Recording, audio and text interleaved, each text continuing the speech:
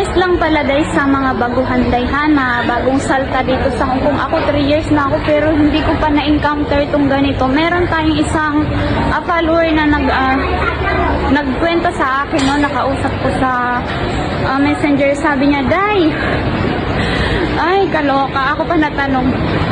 Ang sabi niya, nakamulta siya ng 500 Hong Kong dollar kasi naghatid daw siya ng kanyang alaga, then may hawak siyang tissue na itatapon niya sa basurahan na ngayon, dahil nagmamadali sila, sinot niya, hindi na shot, din tumakbo na sila kasi malayo na daw yung kanyang alaga. So merong nagsunod sa kanila, tinawag, ayun, sinabihan na naaktuhan siya eh. So din sinabi niya sa amo niya, ngayon hindi sinagot ng amo niya, di napilitan si Inday na magbayad ng 500 Hong Kong dollar dahil. So ayan, awareness sa ating lahat ko. Sabi ko, hindi ko pa na-encounter yung ganito dahil.